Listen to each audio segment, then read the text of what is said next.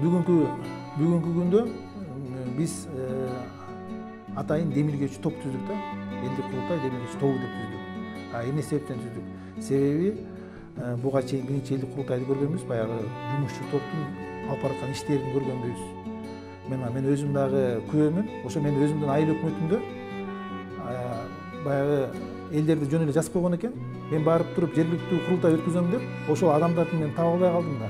Кээ бирине барып туруп, сиз курултайга делегат экенсиз, эртең курултай өткөзүп атабыз, келиңиз десем, ал адам чочуду да.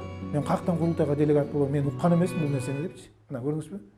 Анан ушинтип эле баягы жумушчу топ, жергиликтүү жумушчу топ Ахматты, Ташматты деле жазып кетип бериптир да, баягы жергиликтүү курултайдын делегаттарын өткөндечи, шайлагандачы. Анан эми быйыл дагы ошондой болуп калбасын деп биз азыр болгон аракетибизди жумшап атабыз. Себеп дегенде мындай да, азыр өкүлчүлүктүү жыйындын өкүлдөрүн шайлайбыз. Ошол жерден татыктуу делегат шайланыш үчүн өкүлчүлүктүү жыйындын өкүлдөрү да татыктуу адамдар болуш керек да. Мисалы ар бир жамаат деген бар да, айылдан ар бир жамааттар, ошол жерден татыктуу адамдар шайланып келиш керек. Ошон мисалы бир айыл өкмөттө 40 адам болот, бир айыл өкмөттө 50 адам, санына жараша да. Болот. Ошолор өзүнүн ичинен анан кийин курултайга делегат алып чыгат. Мына ушул жерден маселенин баары ушул жерде жаралып атат да. Ошондуктан биз азыр демилгечи топ түздүк. Ар бир айыл өкмөткө бирден адамыбызды берип атабыз. Мисалы мына азыр сизге көрсөтүп коеюн. Мына Талас облусу боюнча мен азыр тизмесин алып келдим. Мына Таласта 37 айыл өкмөт, анан бир шаар бар. 37 айыл өкмөткө бирден адамыбызды бердик. Анан тышкары Талас шаарына 3 адам бердик. Ошону 40 адамды бердик. Бул адамдар 5 адамдан жумушчу топ түзүлөт деп турбайбы? Ал кимдер болгондо, мисалы 5 адамдан, ал болсо жогорку кеңештин, жергиликтүү кеңештин төрагасы, дагы депутаттары, анан кийин могу жарандык коомдон же болбосо ошол жерде айыл өкмөтүнүн иштеген кызматкерлерден биригип 5 адамдан жогору турган атайын жумушчу топ түзүлөт. Мына ошолорго биз берип атабыз бир адамды. Эртеңки күнү ушул адамдарыбыз көзөмөлгө алат. Баягы жамаатта эл чогулбай калса токтоткула анда. Кайра элди чогулталы. Бул жеринде тура болбой калды.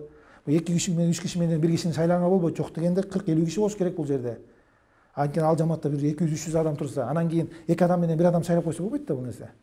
Ошондойго жол бербеш үчүн ушул ишти жүргүзүп атабыз да. Анан бүгүн Кудайга шүгүр жер-жерде мына Нарын облусунда азыр мен сизге көрсөткөндөй аракеттер болуп атат.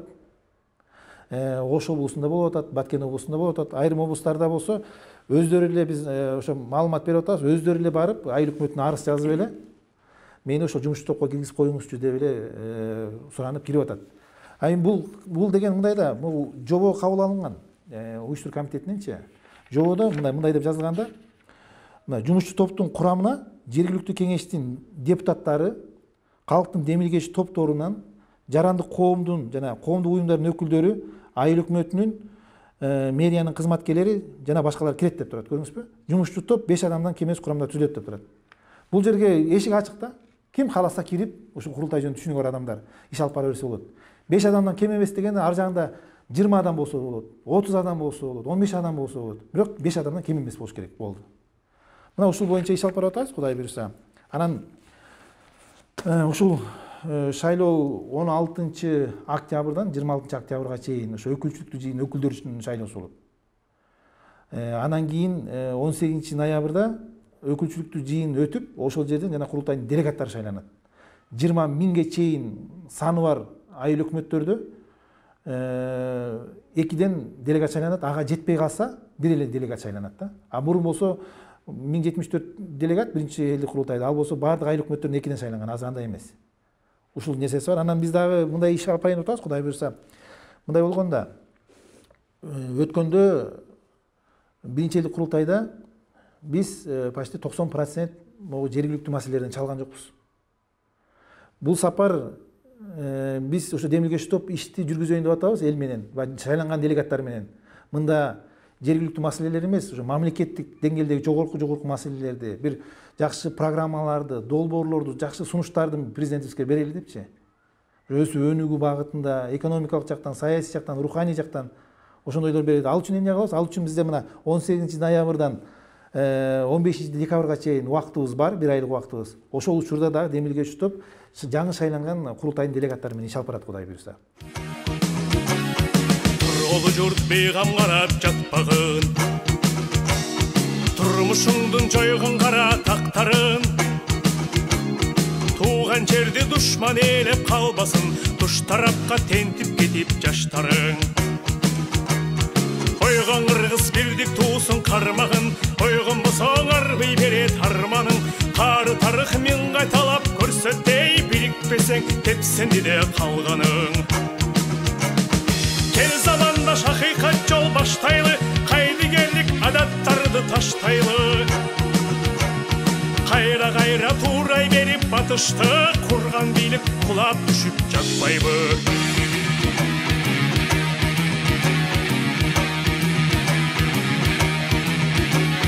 Қанша жылдар қарайладың, қақшадың,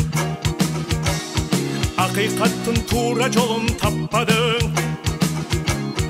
Ақырында мойын алар кез келді, ата салттың құрылтайда жатқанын.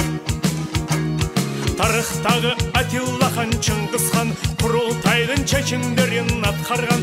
Ошол үшін ел жұрт қолдап аларды, игілігі бүт дүйнөгө даңқталған. Тұрғалайық тура жолды тандағын, көкөн өткін биримдіктің байрағын. Ар жыл сайын көсемдерің чоғылып, алға бұрсын құтты қырғыз аймағын.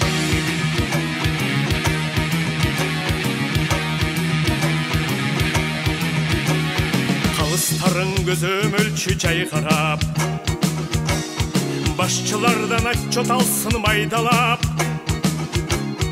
Құрылтайың жылға тескеп тұрбаса, бардық билік әзезілге айланат.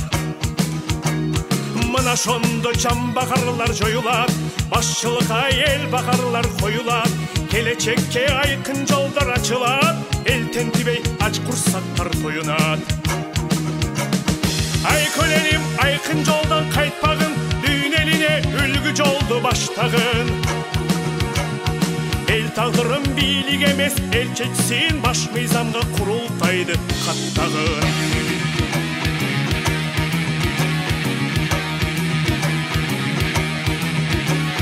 Қалпсыз айтып қалыпты жеді қачқаның, қаршы шығып шейіт кетті жаштарың.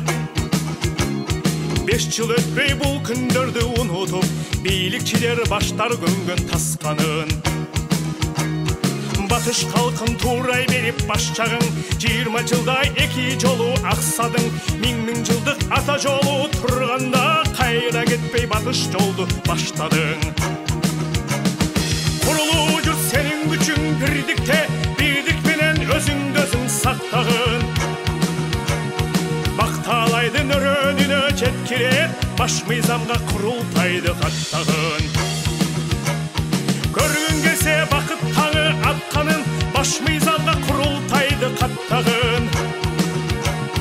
Бардық билік құрылтайға баш исін, мына ошондо ашық болот асманың. Бардық билік құрылтайға баш исе, келечекте жарқып тұрар асманың.